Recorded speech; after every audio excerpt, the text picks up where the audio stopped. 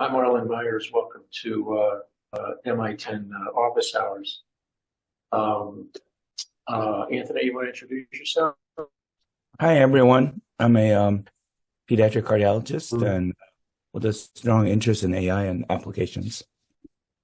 Uh-huh. Um, so today we're going to talk about how to pick an AI vendor. And our invited guest is Mehmet Kazgan, and hopefully he'll be joining us shortly. But Anthony, you have been doing some work on this subject. And I'm not exactly sure how much is ready for prime time, but maybe you can give us sort of an overview of your thoughts, because this is a pretty common issue with make or buy. And if you decide, what are the issues and all that. So maybe you can kind of tee this up for us. Sure. On behalf of our AI council at my hospital, which is Children's Hospital of Orange County, and I've been privileged to be the Chief Intelligence Officer here for the last decade now, I realized that first of all, you have to see how ready your hospital or healthcare organization is before, as Arlen, you and I talked about, before you even really seriously look at an AI vendor. Because if your IT and data infrastructure are not where it should be, then it's going to be trouble ahead for any AI service or vendor, or project even.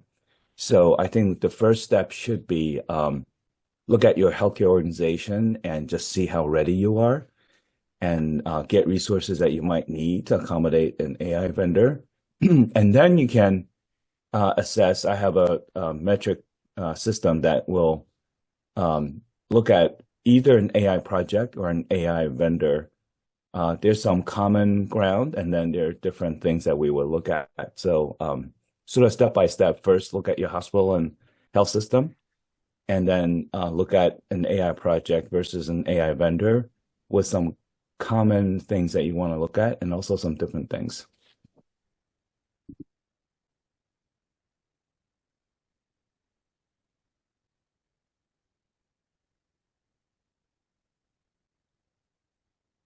Oh, Arlen, you're on mute. Sorry.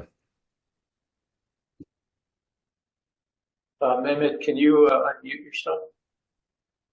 Yes. Hi. Can you hear me? Yes, I can hear you. Oh, good. So thanks for joining us. You're coming to us from Dominican Republic, I guess, no? That is correct. Yeah. Oh, good. Well, thanks for taking a little break. We appreciate your sharing some First. conversation. So let's talk a little bit about. So, Mehmet, why don't you introduce yourself so people know where you're coming from? Of course, this is Mehmet Kazgan, founder and CEO of cliexa. We build artificial intelligence solutions around clinical data. We have a way of indexing clinical data and create quick relationships and apply to subspecialties to index existing information, analyze what it does and how it was successful, and kind of build a feedback model to kind of like move forward with the best care pathways for the patient. So we've been around for 8 years now. We've been working with Mayo Clinic, American College of Cardiology, and we've been growing in different subspecialty areas. Good. And why don't you just briefly give people a little about yourself and sort of your entrepreneurial journey? Of course, I got my degree in computational science in AI about 3 years ago from School of Mines. So the solution that I focused on my thesis was to use Laplace transforms and build predictive models of doing calculations and applies in mostly in petroleum engineering. That was a project I worked back in the days. Then I went to medical school, went into about 3 years using that scholarship, and then switched into technology, worked for companies like Google, Microsoft, PayPal. I worked my way up to Aetna. I was working for Aetna as an executive, technology executive between 2013 and 16. I was on the dark side, doing mostly an AI work, which I quit. I wanted to be on the bright side of things. So I started cliexa in 2016. Between that journey, since we started cliexa, I also started a clinic, pain management clinic, to kind of get cliexa on kind of active playground to understand data, collect our own data, which build our first opioid use disorder prediction model. So it was a very successful practice. Um, I would say 120 employees. Started with 3, but then into 5 locations addressing pain management, surgical center, urine analysis center, as well as diagnostic center with physical therapy. So we had an opportunity to deploy cliexa, collect data from multiple services, apply that, and then exited in 2021. Partnered with Mayo Clinic in 2022, partnered with American College of Cardiology in 2018, focusing on cardiovascular and multi-comorbidities management. So we have been baking all this into cliexa since then, and now we're growing, having partnerships with defense health agencies, and also recently we're partnering with Optum as well. So that's where we are. That's my background. Great. So let's get to the, so just a couple of housekeeping chores. If anybody has a question, just raise your hand or just unmute yourself or tell us you want to ask a question. Put it in the chat and we'll try to address it as quickly as we can. So let's get to the nitty gritty, and that is, if you're a hospital or a healthcare organization, what are the issues as far as picking? Well, first of all, what's your advice about make or buy? Let's start there. So some people would say, we want to do this internally, and others are going to say, no, we don't have the horses to do this. We really need to do a vendor thing. So what are the considerations when you're making that kind of a decision in your mind? Arlen, that's for me. Yeah, that's for you, man. Yeah. So I think the number one thing, if you're specifically working on like anything related to clinical data, I think number one thing is like understanding the interoperability challenges that has been resolved already, where the data come from and how it's actually being processed. So baking and creating a data pool to operate is very important. Obviously, security is a very important thing to focus on, but it's very important to understand where we collect data and how we can process it. So number one is interoperability, how it's actually being solved. Number two is if we're focusing on AI models, I think the most important part is to figure out how to kind of like train the model before. There are a lot of companies that are, including us, making claims. This is what we're doing. Understanding how this AI model has been trained, which data set, how the data has been kind of collected, aggregated, analyzed, it's very important. Understanding that process with any vendor, it's pretty critical. So in my opinion, I rather ask these questions to the companies that we partner, we work with, or we're kind of like exploring opportunities to partner, is tell us your story from how you collect data, aggregate it, process it, and how you create your cohorts. We have been actually lucky to work with Mayo Clinic platform multiple times, going through their validation program to understand what important points that they actually look at, understanding the transparency, how you really avoid bias, hallucinations for the model. So once the data interoperability problems are solved, that includes how the data is kind of like feeding back into the model in a very automated fashion. So it kind of self-guides itself with the large language models and learning. It's really important to understand how the solution has been kind of like created, documented, so you can see a clear picture of sensitivity analysis, how the data is getting outputted, how do you do confusion matrices. Those are the things that I actually ask, and then kind of like get a better feeling on their AI development process and how they actually expose that outside. The third, I think the last one, there's more obviously, but the high level things is like, how do you introduce a feedback mechanism to the model so that it can actually keep and considering different data points and then handling data diversity. There are two important points is volume is one thing, which doesn't really address an AI solution to be working the way we want. You might have 1,000 data points, which is very useful or more useful than million data points, or data diversity, which is like the level of diversity in the data sets. And sometimes out of 40 data metric that you're looking for a flow sheet of a patient, maybe one or two might be really important to prioritize your predictions or best practices or pathways. Sometimes the data availability is going to change from one patient to another. So how do you handle your model to create that feedback to say, oh, this time I handled it that way, and this is what I figured, and then put it back into the model. So those are three things, Arlen, in general, that I would pay attention and ask questions. Obviously, security is very important, but those are, I think, basics that we always look at in any solution today. But those are three things I would start with to get this conversation going. Arwa, you have a question. Why don't you just introduce yourself so people know who you are? Thanks, Mami. This was great. So just to understand, if you don't mind, so is the focus of your company on pain management? Because in the middle you said something about urine analysis, so and then discussing with hospitals. So is the focus pain management in addition to helping hospitals, for example, building models to solve certain problems? Yeah, good question, Arwa. So let me address that question in simply, and we can divide it. Pain management is where we started, is because if you look at the kind of the mortalities and the cost of care in general in the world, it's like cardiovascular, cancer, and third is arthritis and pain. Pain touches everything, pretty much on top too, and other practices as well. When we started with pain management, it gave us an opportunity to really look at diverse types of data. Pain management can be caused by other comorbidities. That's number one. Number two, you need to rely on medication management, opioid compliance. So those are very important things to kind of consider in care pathways. So the complexity of pain management with opioids was a reason that we actually wanted to focus and then work on it. Pain management also gave us an opportunity to look at multi-ancillary services, an holistic approach.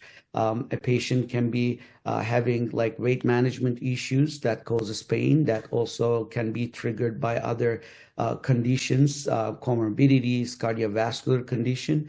So that's the reason we started with pain management. Then we kind of like build our first AI model on predicting opioid use disorder. Then we started applying into cardiovascular, chronic kidney disease, and so on and so forth. But that was the idea of why we started with the pain management. Today, we can look at, like if you think about the patient journey, there's chief complaint, there's diagnostics about patients, and then you do a diagnosis, and then you do a treatment.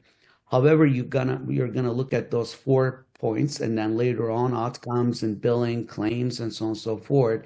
You can look at different data points to come up with the other prediction in that flow.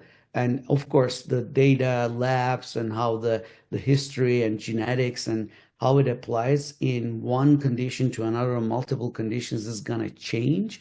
But understanding the relationship between those data points really led us to where we can do this in multiple subspecialty state. Does that answer your question?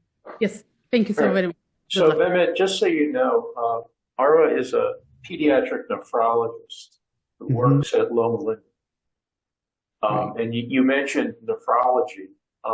So for someone like her, and I don't want to put words in your mouth, Arlen, but she's a pediatric nephrologist who is very interested in bioinformatics and AI and all that stuff. So for someone like her who is interested in this and sort of wants to get a project moving. Steve Domenico, is that right, doctor? Yes. Can you please turn off your microphone, Barry? Yeah, sorry. Yeah. Thank you. What would you advise? So again, academic medical center, all the issues. She's trying to get traction, do a project, et cetera, et cetera. So what would you suggest? That's a great question, Arlen. I think this is a typical challenge that everybody is looking today. But from Arwa's perspective, I would start with what kind of data points that I have and kind of like lay it out. And I wouldn't suggest to go deeply into data mining. Like majority of the companies or hospital systems entities, when I say companies, are looking into innovation models to see, okay, let's figure out how we can mine the data. So technology is quickly changing today. There are new solutions coming up, like how you can really operate on data. So don't like go and get lost on it. So lay out what you have today and how you can collect data. As you need to basically, in a very simple level, what kind of data sets we're operating today on our environment in this practice, in this hospital system or academic center or research center. Once we identify the top, let's say 6 data points and where they are coming from and how we transform into anything that we can operate on, it's kind of like creating kind of like a data infrastructure, not in a big level, understanding where it comes from, what we look at it. Once we identify that, then you can start understanding a data analysis and pre-processing stage, which is if I'm going to focus on a nephrology practice to understand like how the kidney failure starts. I'm giving you examples here. What are the like underlying factors in the data sets you have already? Start with that and identify. We know that X, Y, and Z data points are kind of giving us indicators of A, B, C, and D. That's really basically getting one data scientist to start looking at kind of like creating data relationships and what is available today. It's like opening a refrigerator. Instead of going to the grocery store to cook something, you open up your refrigerator, see what you have in there, and come up with kind of like a recipe of yourself. Then you can start thinking about how you can structure and then work within daily practice, because it's important. You don't want to create a solution that you in your own kind of like practice or EMR. Basically, we all use EMRs today to see where the data lays out. And there are a lot of ways to kind of work within the EMRs. There are challenges here and there, but it's not really that hard to look at a data set and mine it. Then you can start operating on what am I going to add into this to get a new data point that's going to change my realm. Today I'm looking at creatine levels in patients' blood or like baby's blood or what have you. I'm giving you an example here. What else is going to be changing my norm, because I'm kind of making guesses, understanding best practices, monitoring some of the outcomes, lab data, X data, Y data, what are going to be new additions to this data sets? Kind of like really laying everything on a tray would be a good starting point. Then I would say start with the tools within the organization to utilize. EMR is a great start. Kind of seeing the ways to find ways to report and analyze information within the EMRs itself. So you don't want to spend too much money or effort. You can use the resources within your environment. And an EMR analyst will be able to give you kind of like data reports. You can start looking at it and then kind of guide them through the outputs you're looking for, and then start from population health perspective, maybe Arlen, and then start adding different tools that can help you along the way. And there are a lot of open source tools out there too. So Arwen, just to put a finer point on it, if you have, so, you know, typically people say, well, what's the problem? Start with the problem you're trying to solve. So in your case, in pediatric nephrology, if you had to pick one problem that you're encountering that you want to solve, what would it be? Or what is it? I mean, one of the common things is actually if this patient with AKI may need CRRT or dialysis.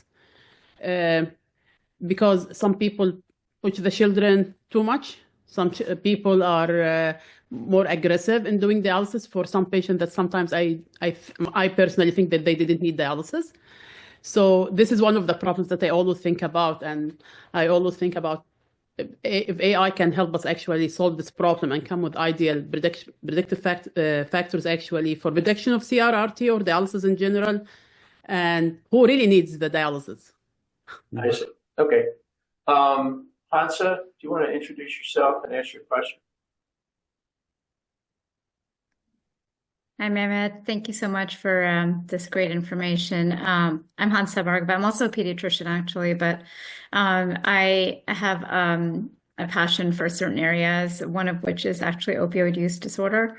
So I just wanted to ask you, you know, yeah, if you can just elaborate on that, that'd be great. Of course, good question. Nice to meet you.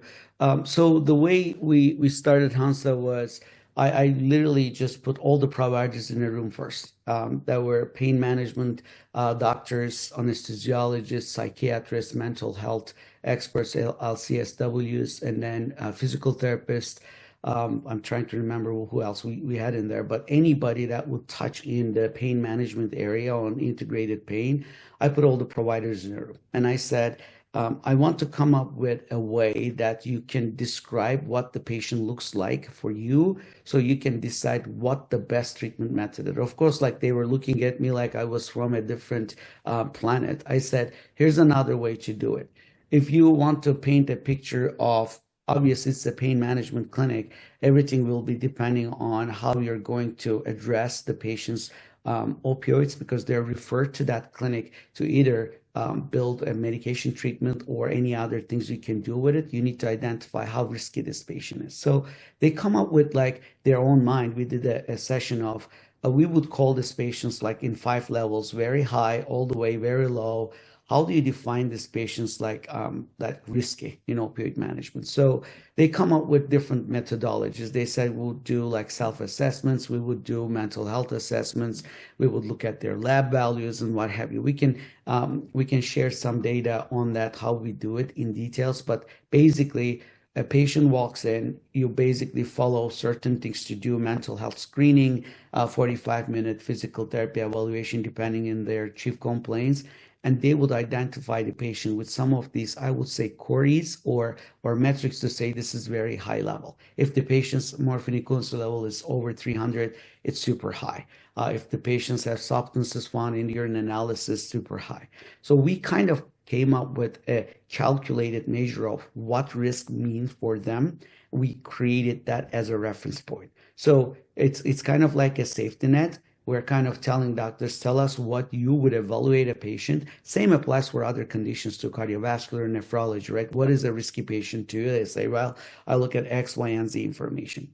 What really technology helps for you to identify areas that you might not able to see within the time. Yes, the patient might not have like a morphine equivalency levels high at that point, but if the patient has a family history of substance abuse, would trigger certain things for the patient, or if the patient has been on medication with SSRIs, for example.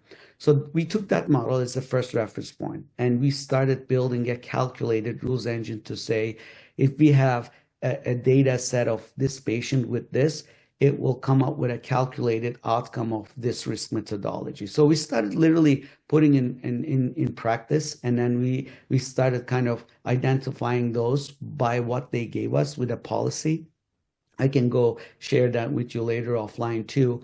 Then we use this as an indicator, as an input and output model. We really build the predictive model to look at, okay, looking at this input methodology, can you really come up with a risk by looking at the past history? Because you also had patients, let's say 3,000 patients in the past. With your calculated model, this would be the result. And this is what happened in time, how the risk has changed. That's how we started kind of like the opioid use disorder kind of predictive model. We did a study with 1,200 patients, created cohorts, and then looked at the data that exists in the EMR, which is fed by referral sources, lab data. Then we compared the calculated outcome that they gave us, the providers gave us, and then we started kind of creating an output with the AI model. It was great. It was great to say it was working, but as you know, in any AI model, you gotta kind of extrapolate it or do it somewhere else so your model keeps working. So then we took that model to Mayo Clinic. They gave us access to 3.5 million data points through their platform. We were part of a program. So now we started creating cohorts similarly within an extended volume of patients, which is in Minnesota, X, Y, and Z demographics patients. So we retrained and kind of calibrated the model the same way. when we were getting 97% accuracy by predicting the calculated versus our predicted outcomes with opioid risk disorder, the first round we did with Mayo Clinic was hitting 67%. That's where you start looking at different models, how you calibrate, and how the data diversity really helps. So that retraining helped us to look at, okay, let's introduce to the indexing model different areas to prioritize which data matters if you don't have this data, but you would have that data. So we ended up with 40 different data types, which is kind of like our foundational model to look at what do we have here, what is the patient information telling us, and then right now we have done it in multiple settings in cardiovascular, chronic kidney disease. Every time we are kind of like coming up with a new prediction kind of outcome with a new project, we started to kind of calibrate and strengthen our core rules engine that kind of gives us safety net output. So I'll say this and stop here. If you think about any AI solution or any prediction, right? And this is kind of mathematical regression analysis, nothing different than that. Think about an XY coordinates, and then in 0, your AI starts making predictions and getting better and better in time. Where you start with a calculated measure, it starts kind of like going down in time where there's an intersection point, your AI starts taking over. That 0 to that intersection time zone is where your model is learning which data sets that you are paying attention to in priorities and how that data is actually being more diverse for you to making predictions. So that doesn't matter. Like if you have a great accuracy in one place, it is going to start failing somewhere else because of different data. That's where AI starts thinking about bias, because your data, social demographic factors, or other data that is trained at one point is going to change. So you need to train your rules engine to see, if I don't have this, don't throw an exception, look for the next data availability and come up with suggestions. So I'll stop right here before I get too in deep in this. Right. But that's kind of like the approach for pain management, opioid use disorder we took in a clinic. And maybe it would be a good idea.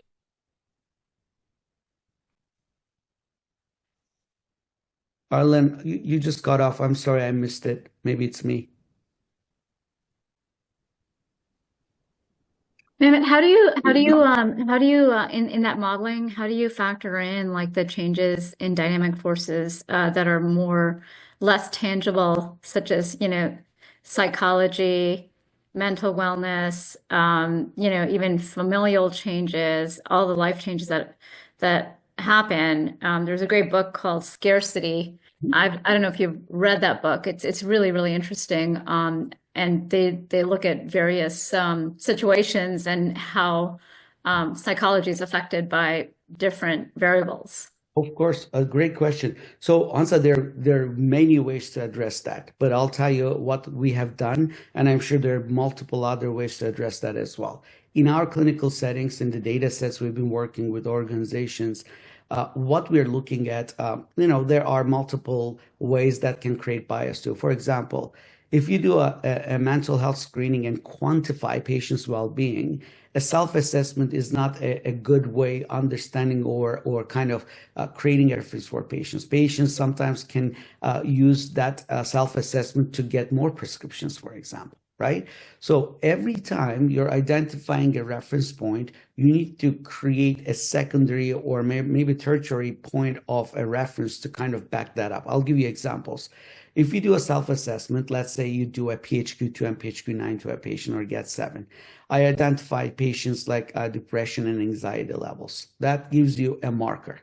However, you need to get that marker and apply that as an example. How does the SSRI medication that has changed, if it's applicable for these patients in time, so you can see the dose, the outcomes, and complications. The complications and adverse effects and tracking that with the patients, even from the doctor's notes, is a very substantial way of understanding what's going on with the patient. For example, patient said, I am really depressed and I have high anxiety. Please prescribe more opioids for me.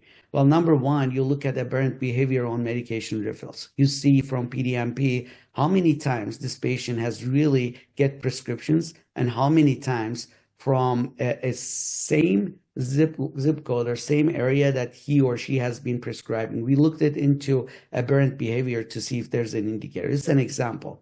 The second one is the dosage and complications within the patient. So if you're doing like a therapy session with a patient, you can also track the outcomes from the provider, like the LCSW will actually do the same assessment themselves and put in the notes. And then in the notes, contextually, you're looking for indicators that will flag kind of like an inconsistency or a conflict from what you think this patient's picture is versus what has been happening. So notes are pretty strong evidence if you can structure this and get the context out and start matching and create flags and alerts along the way to tell you something is off. That's one way to do it on mental health. I want to, if you don't mind, I want to get back to the subject. And Hans, if you need more technical details, let's kind of do it offline. Sure. But thanks for your question. Anthony, you brought it, I mean, basically this to get back to the point of how do you pick a vendor inside, outside. The way I see this is basically they're technical issues and then they're non-technical issues. And you've mentioned a couple of them. So maybe you can highlight some of the non-technical assessment issues. Yeah.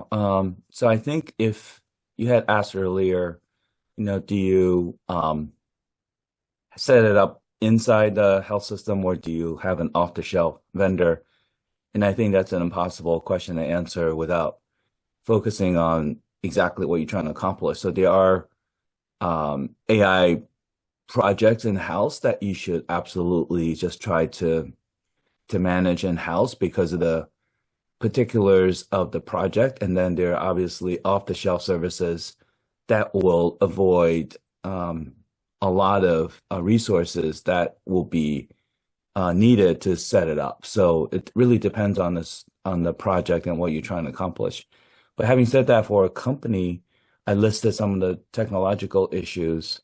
Probably, and these are all should not be all weighted the same. In other words, some aspects are very important. I put down also the financial stability of the company obviously is very, very important, probably more important than most people think in terms of getting that service. I've had probably half a dozen or so companies that I really liked, but a year later they were nowhere to be found. So that happens a lot in Silicon Valley. Is not just assessing the technological capabilities and promise of the company, but you really need to find out what are the financial legs of the company. And then the non-tech aspects I've put down, I'll put down in the chat, but I look at the vendor responsiveness and interpersonal communication, the training resources, which we often forget to include, and the user education, how the workflow integration and workflow appreciation of the company often is not there. And then obviously the cultural compatibility and user intelligence as well.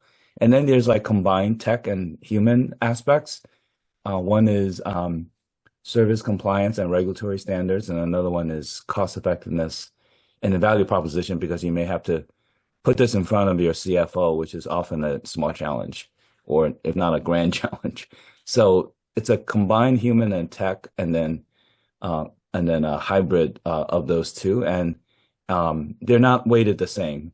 So for me, the financial longevity of the company has been probably the most important element, because no matter how much I like the company, if they're not going to be around a year or two down the road, it's a lot of wasted resources and manpower that got expended to that company.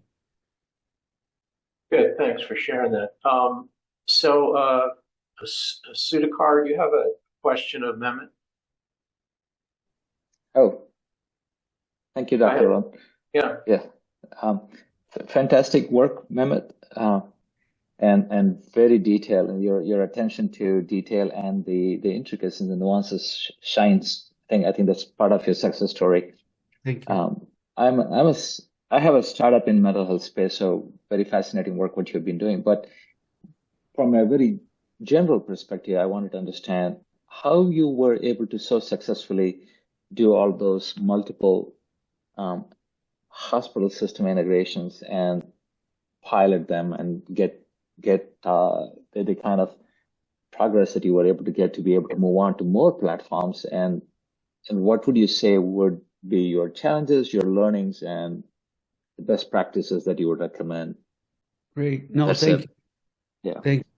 Sudhakar, I can tell you what not to do. I have made a lot of mistakes, and that will lead you a couple things. But Anthony mentioned a couple things that are important, right? So starting, like if you think about hospital systems or any entities, they're very like kind of like vendor fatigue, technology fatigue, security fatigue, and so on and so forth. I think building an empathy to going to a hospital system is a very like I think smart way that helped me a lot, because like here I'm trying to make an impact on patients, my efficiencies with my providers, and I'm looking for solutions. By the way, it's very interesting. You would be surprised how people are trying to do things and address solutions in their internal world, but there are bureaucracies and securities involved.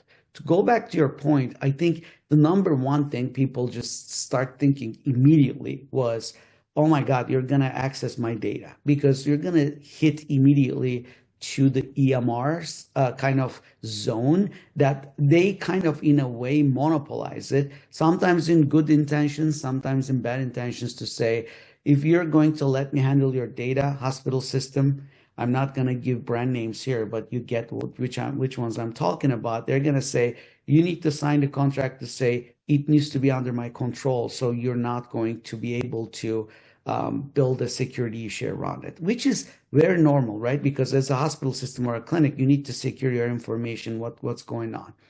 In the meantime, like you need to also find a way to partner with that EMR company to say, you do not have that solution in there. So as an hospital system executive, either I'm a CFO, CMO, CMIO, or CTO or COO, I'm going to look at what can I do within my open the refrigerator, see what my ingredients are.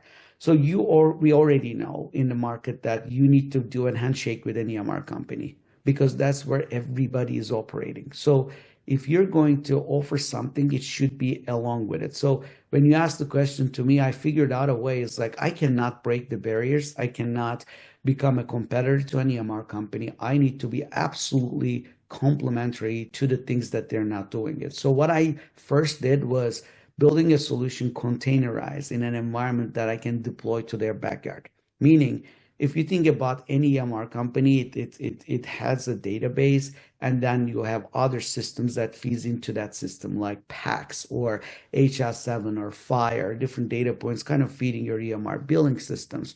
So EMRs are depending in any of those that you need to operate on. So we said, why don't we deploy the solution in your backyard? It will operate within your network. So it's not going to take the data out. You're going to control it yourself.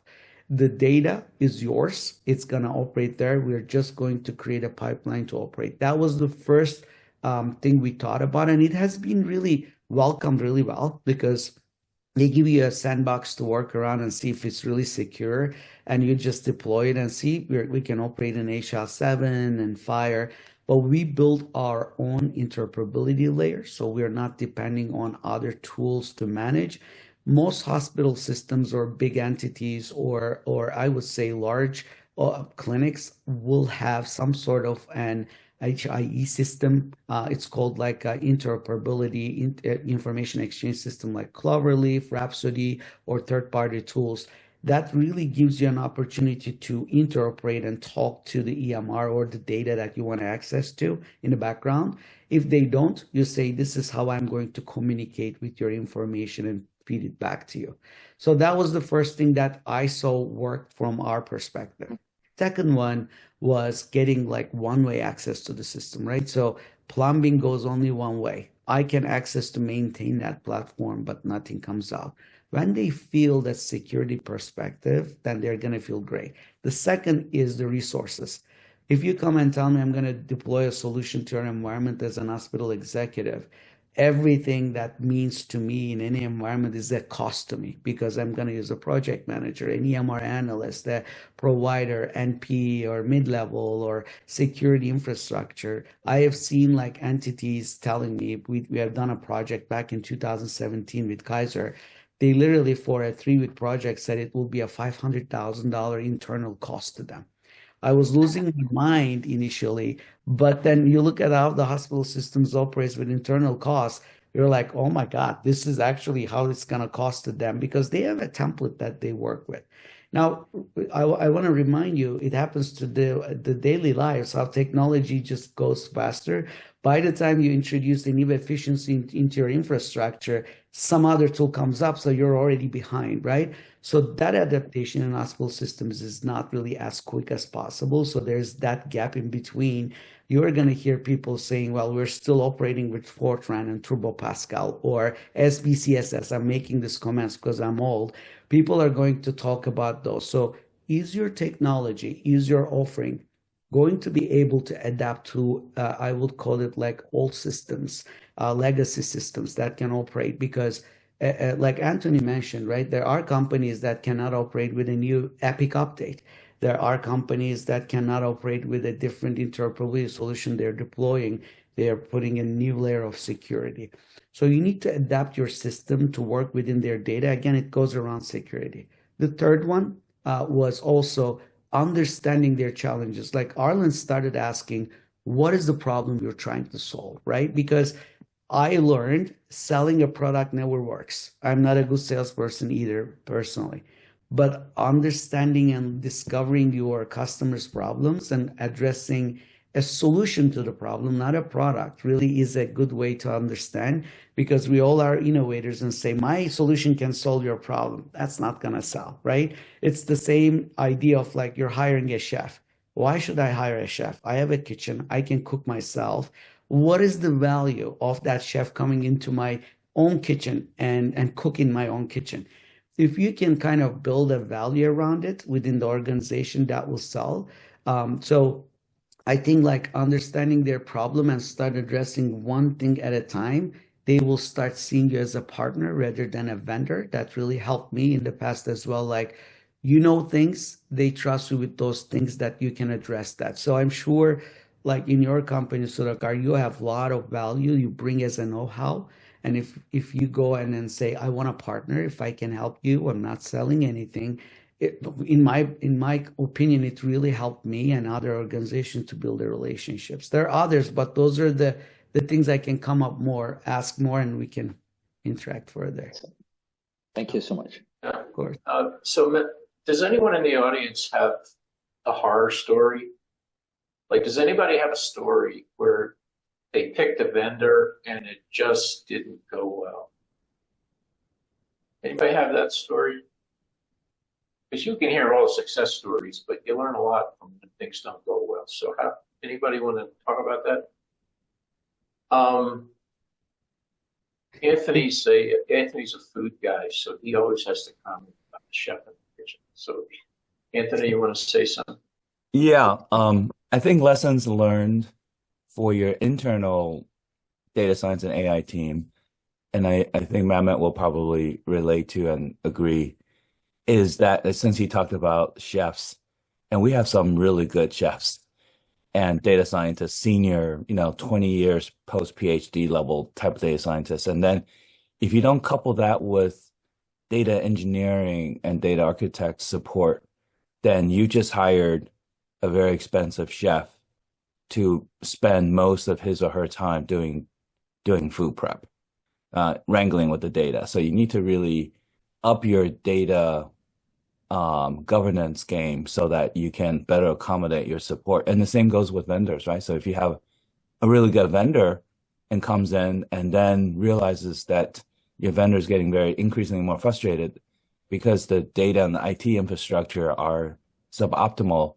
then you're going to be really endangering that vendor's viability and longevity because you never really upped your data and IT game. So the bottom line is, before you get a lot of vendors and a lot of internal people, it's good to really shore up your data and IT infrastructure, which most people don't spend time doing.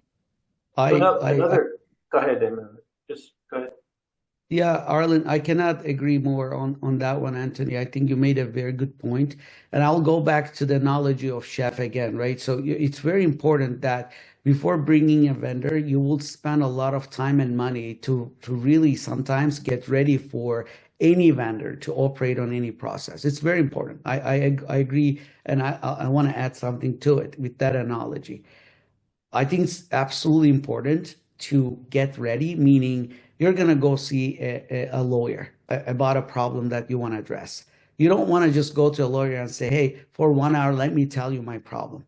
I think what I would do, in my opinion, with the same analogy, I will do any research to use that 1 hour with the lawyer so I can get the most out of that lawyer to be able to address what my problems and what I have done my homework with. And now in that 1 hour, I can see how that person can solve my problems with different approaches to evaluate, is that the right person? Is this time well spent?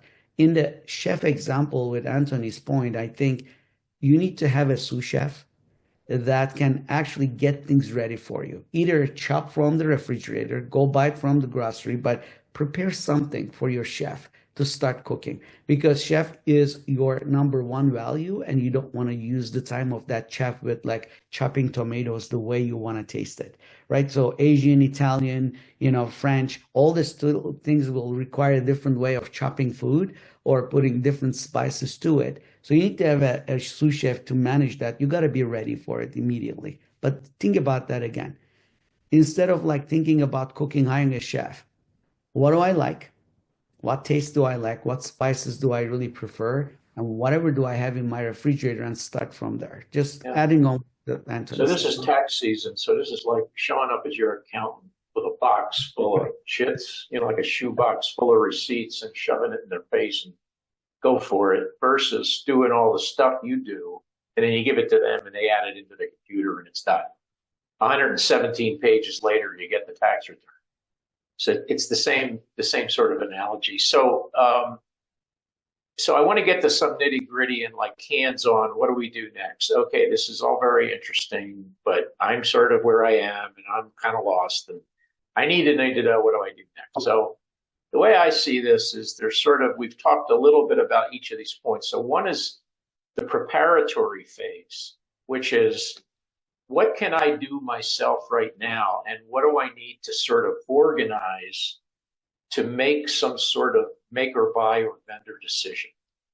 And that typically means, who is going to make this decision? So we need like a team of folks that are going to figure this out, like a buying group or an assessment group. And that typically are cross-functional teams: finance, marketing, CEO, whatever, nursing, people that are going to be directly impacted and want a say in the choice. Two, what's the problem we want to solve? And do we want a point solution? Do we want a platform, whatever that means? What are our needs in terms of, do we just want to do this in one clinic? Or do we want to disperse to get this across an enterprise in 15 states with 130 hospitals across 7 different EMRs? I mean, what is the level of complexity that we're dealing with? The third is, what's the criteria? So what are you, it's like a scoring rubric in a pitch fest. Here are the things that we're going to measure, and we're going to measure it from 1 to, here's the standard, below the standard, above the standard. And you should have some fair understanding of, well, how are we going to measure these things? Like, what things are we looking for? And of course, a lot of these are intangibles, because at the end of the day, it comes down to trust and relationships and who do you know and previous work and all that other stuff. But those are the sort of things. So there's a preparatory phase. And then there is for lack of a better term, a bake-off or an RFP. And then you have to get some lawyers involved or somebody involved to sort of understand what it is that you're looking for. And this has to do with a vendor policy, a vendor selection policy at your institution, let alone digital health, let alone AI. And of course, there's the whole security thing now.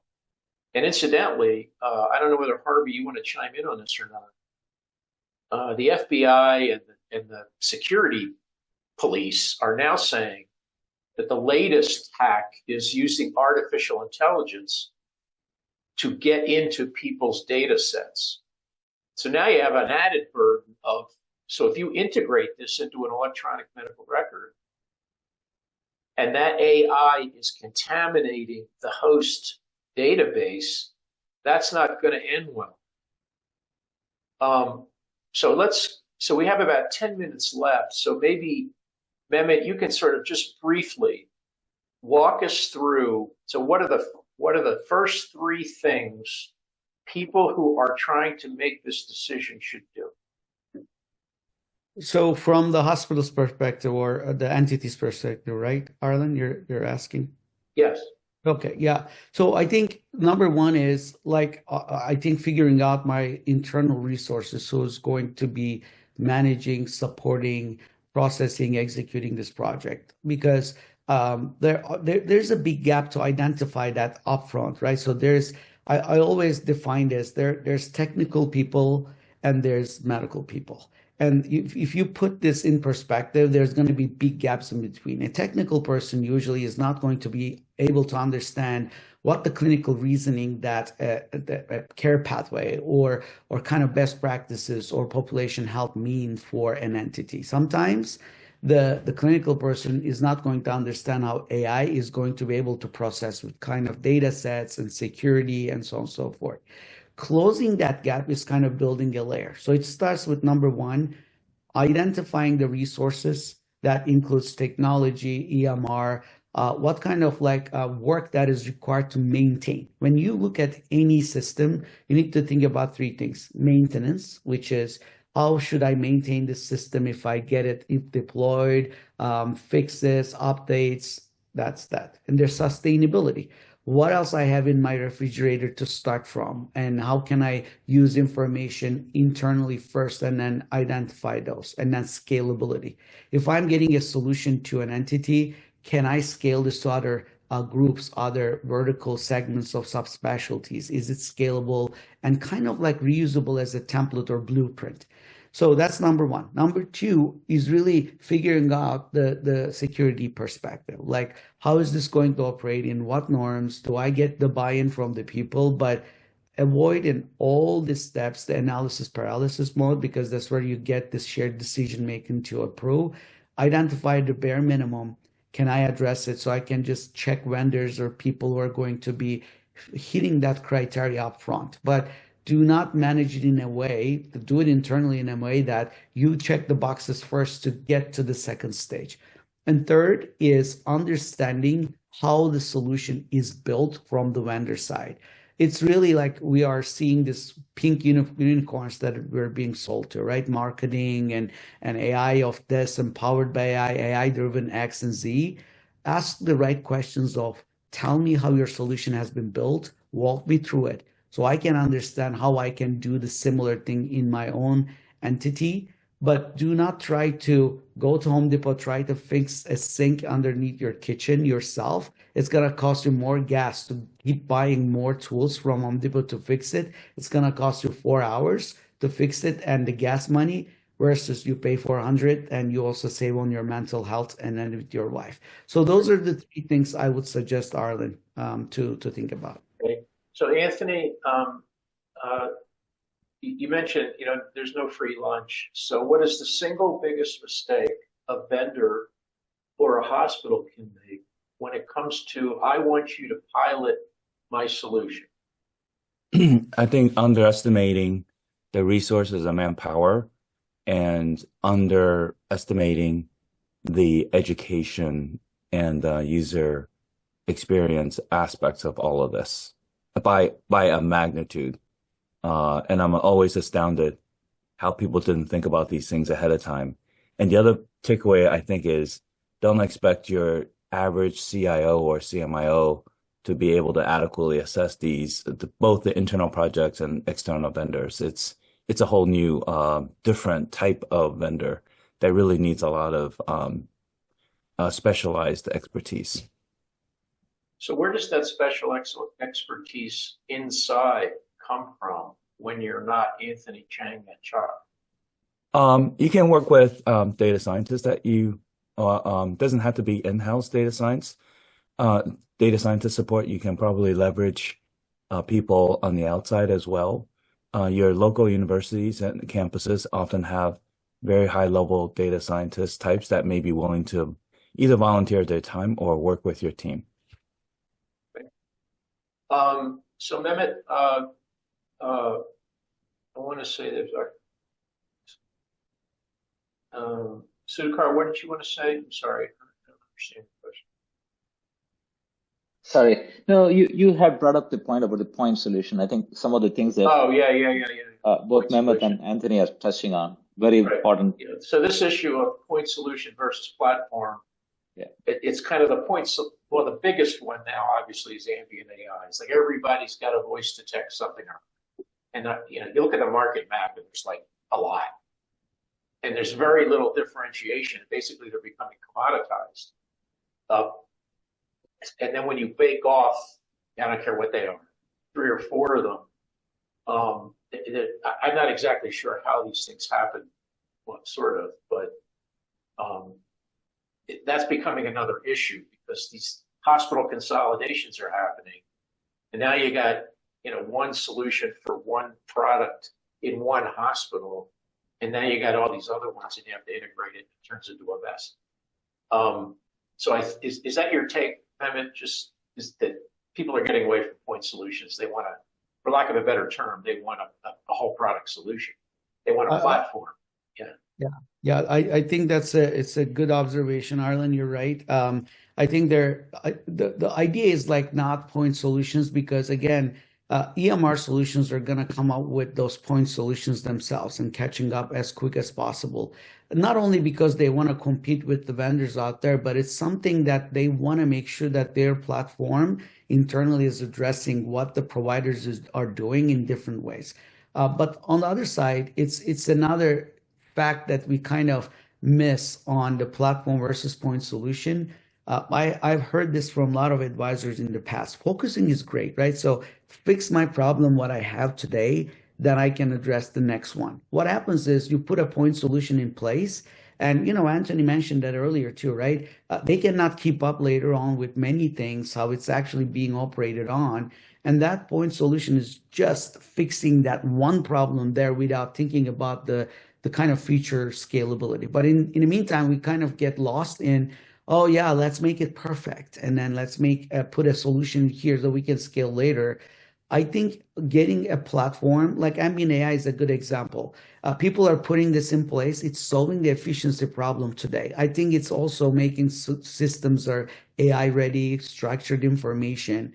But I guarantee you, very soon enough, the payer world is going to come up with something that will override and make it more challenging for people to really implement yet another solution to address that as well. So how adaptable my ambient AI solution that I deploy today that addresses efficiency problem with my providers today, Dragon has been there for a long time, right? Now we're seeing AI is doing it better. In what terms? Let's address that. Is it really getting it trained with the new things and learning from it? Or is it just a generative open AI solution you could have done by yourself? I think hype is what we all need to stay away. I try to do it myself as well. And then really ask the right questions. And what those questions are, we're also learning. New tool will require new questions. So don't think that you're running behind. You're learning on it because I'm also learning. I've been on AI for 24 years now. I can tell you I don't know anything today with any new tool coming up. Is there a way that I can have my human AI adapt to new solution to be able to ask right questions? I think that's what we should be addressing. These conversations are going to help too. So as a final point, as an experienced AI exec, startup, et cetera, et cetera, et cetera, what's the thing that keeps you up at night? I think like very good question.